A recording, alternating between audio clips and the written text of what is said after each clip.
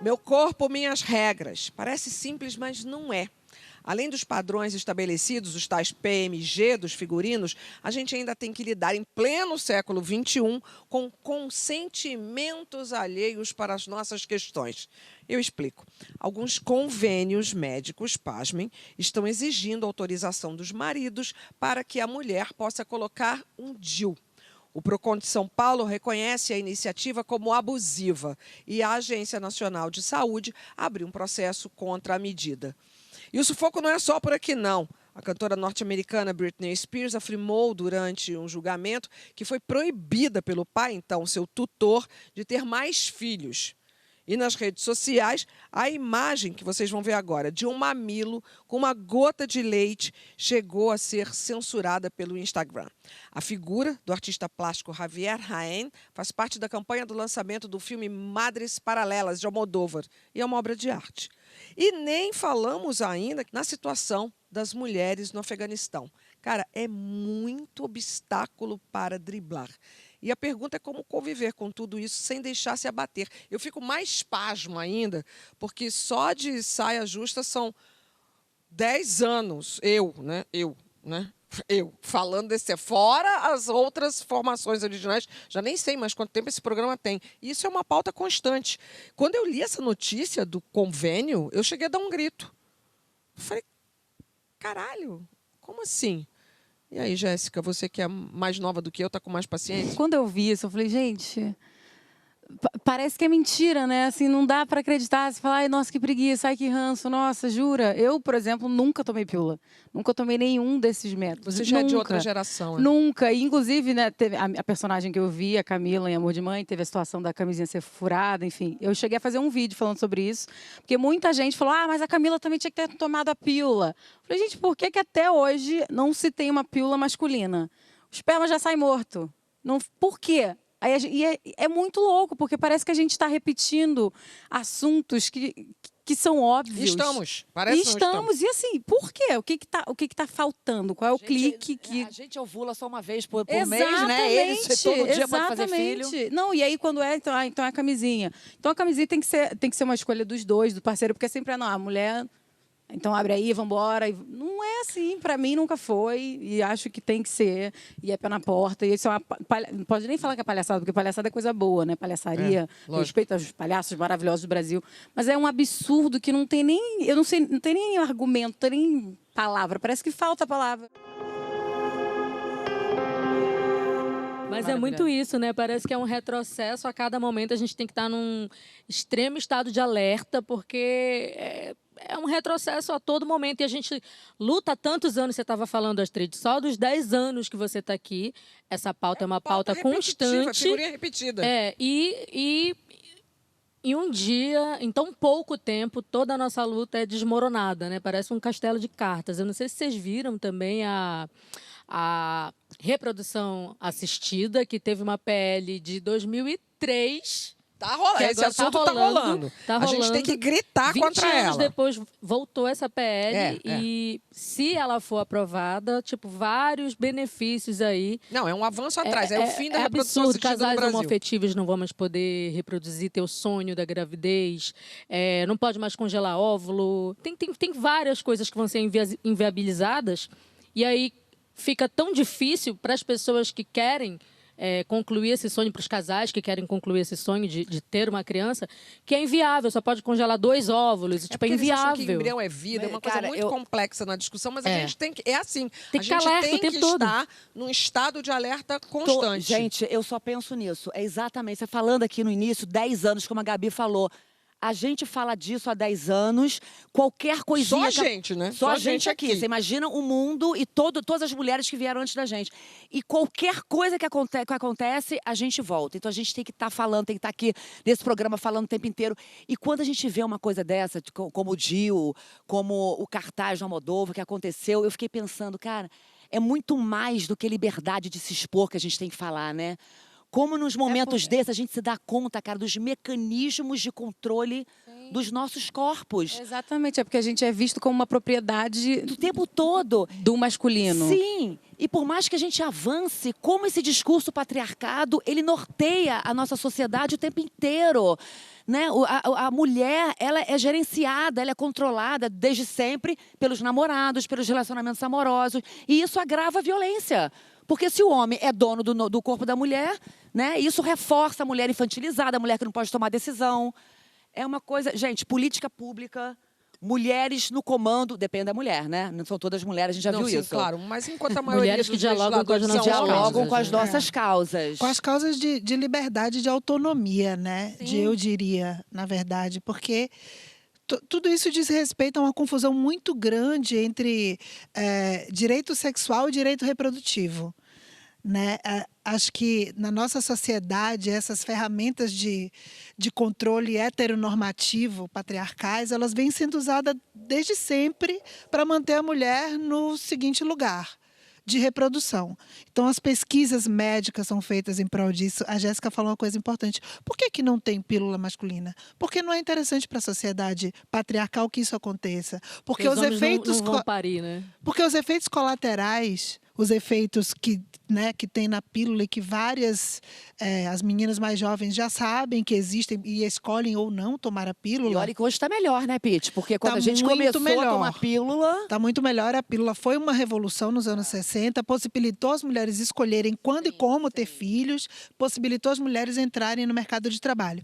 Mas hoje a gente entende os efeitos colaterais e a pílula masculina, que já está sendo estudada, tem também efeitos colaterais. Aí os homens falaram, não, tem efeito colateral, não quero. Deixa para as mulheres, Deixa né? para as mulheres. Então, quer dizer, por que a gente Coisa tem que pior, arcar né? com O homem isso? não vai conseguir tomar, vai esquecer. Não é, e tem essa naturalização da imaturidade masculina. Ai, não, homem é assim mesmo. Homem é assim mesmo Isso é que se a péssimo. gente aprende a ter disciplina, tem que trocar o absorvente, tem que trocar o OB. Por que os caras não podem aprender também? Claro. Não, Por que tem essa coisa que não cabe mais responsabilidade como é sempre só uma feminina? resposta pronta, sabe? Assim, gente, sai da zona de conforto. Porque é um saco também a gente ter...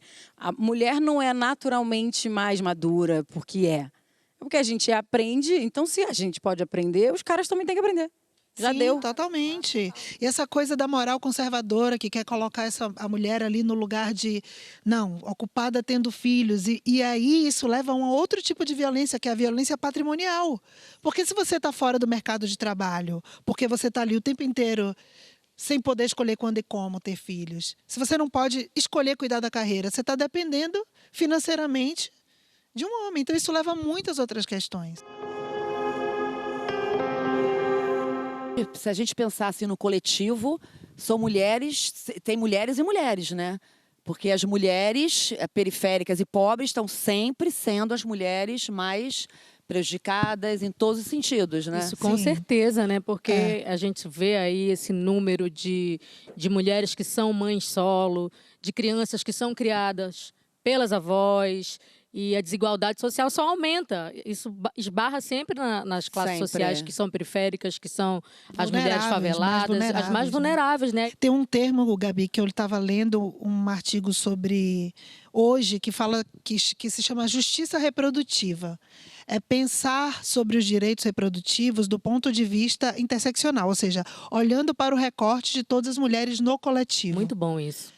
É porque mudou, né? O que o feminismo propôs nos anos 60 era um feminismo muito branco, muito classe média alta. Então, acho que hoje a gente já pode discutir os direitos reprodutivos olhando para essa gama, né, Dessa diferenciação das mulheres. Basta a gente lembrar do aborto, gente. Quem sempre sofre com o aborto é a mulher pobre, né? Que vai fazer de uma forma clandestina. Total. Então, é colocar essas mulheres nesses lugares diferenciados. Não, e né? pensar que é o seguinte, ter direito é ter poder. Né? Essa é a grande questão. Então, assim, a Marilena Chauí falou uma coisa massa, que ela fala assim, na sociedade brasileira, a maioria está desprovida de direitos porque está desprovida de poder. E o poder, ele não é algo concedido. Ele é algo conquistado e conservado. Aí, no nosso caso, é conquistado a marra, A chutando a marra, porta, marra falando, total. meu irmão, bagulho é assim, não tem mais para onde correr. Tem uma volta, querido. É, exato. A gente tem que ter mulheres cada vez mais que ocupem os lugares de decisão, né?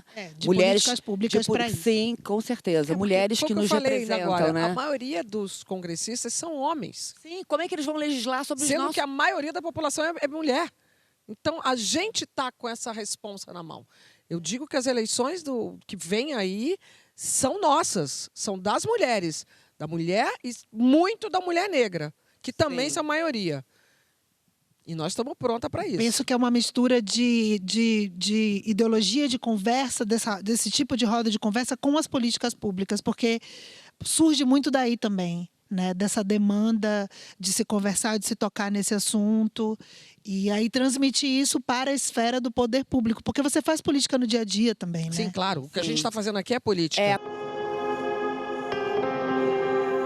Jéssica, por que você optou por esse caminho? Por que você pensa sobre o uso da pílula, por exemplo? Cara, primeiro que assim, a minha família é uma família de muitas mulheres, né? Eu tenho muitas tias, muitas primas. A minha mãe é a mais velha, né, de todos dos filhos que a minha avó teve. Então, eu sempre fui educada, primeiro, a usar camisinha quando eu começasse a minha vida sexual ativa, por conta das doenças. Eu tinha pavor de engravidar fora da hora. Pavor, porque eu tinha um monte de coisa para fazer. E a maioria das meninas da minha volta, né? Eu sou da Rocinha. Todas, assim, amor, eu lembro que, assim, eu brincava muito com uma menina que tinha o mesmo nome que eu, a Jéssica. Eu tinha 10, ela tinha 15. 15 não, 14, ela era 5 anos mais velha que eu. Quando ela fez 15 anos, ela ganhou um churrasco da família e ela já ia morar com o namorado. E eu pensei, meu Deus, eu tenho 10 anos de idade, eu nem beijei na boca ainda. Quando eu comecei a fazer teatro, quando eu comecei a ter outras experiências para além daquela realidade, eu falei, gente, a Jéssica é uma criança. Eu também sou uma criança. Tá tudo errado. Né? E a minha mãe sempre me educou nesse sentido. Ó, primeiro, proteja o seu corpo é sagrado, se cuida não só para não produzir, né, uma criança, uma vida que você não planejou, mas para se preservar, para se cuidar. E ela sempre falou, não quer usar camisinha, então tem que estudar. Minha mãe é muito louca, assim, porque minha mãe é empregada doméstica, só estudou até a 4ª série, mas tem uma sabedoria que eu falo que é ancestral, assim, que é muito do nosso povo, do candomblé, da galera da Umbanda, porque ela não teve tempo hábil para estudar, mas ela detém do conhecimento. A vida, né? A escola da vida. Então, assim, ela sempre foi muito real, assim. E eu, imagina, de todas as meninas da minha escola, das meninas que eu convivia, eu perdi minha virgindade muito tarde, assim, quase fazendo 20 anos. Ou seja, tem pouco tempo. A última, né? Resumindo. A última, né? Tipo assim, a última da galera. E minha mãe sempre falou, tem que estudar, Então, eu também sempre priorizei outras coisas. E isso estava na minha cabeça como algo que eu ia viver mais pra frente. Então, quando eu comecei a querer viver isso, ela falou, então tem que pesquisar. Passava na banca, tinha revistinha, como colocar o OB. Ela comprava com o trocado que tinha. Então, eu cresci tendo muito isso dentro de casa como uma referência. Então, quando eu comecei a estudar mais profundamente, que tinha um monte de efeito colateral, eu falei, por que eu vou encher de hormônio? E eu também sou muito curiosa, então eu ia na ginecologista e perguntava, mas o DIU, o que acontece? Mas e a pílula? Quais são os efeitos? Eu falei, não quero nada disso. E eu também sou muito natureba, assim, eu gosto de viver a vida da maneira que ela é, assim. Então, mas por isso que informação é tão importante, né? Porque você pode escolher. E o estímulo dela também. Qual porque o nome da sua mãe? A minha mãe é Nilma. Beijo, mãe. Maravilhosa, Nilma. Dona Nilma. É uma sábia. A gente fala que tem muita gente que não tem o estudo curricular, mas tem sabedoria. E ela te criou com honestidade e o conhecimento. E conhecimento é poder. E poder na mão de mulher panica esses caras. É a revolução. Totalmente. Bom, para encerrar o assunto, a gente não poderia deixar de fora a questão que está acontecendo no Oriente Médio. E a paquistanesa Malala Yousafzai é uma ativista pelos direitos das mulheres e crianças de irem à escola. A gente tem que lembrar que ela foi baleada por esse talibã, um talibã de 2015, mas ela sobreviveu. E é a mais jovem ganhadora de um prêmio Nobel da Paz. A gente só quer a paz.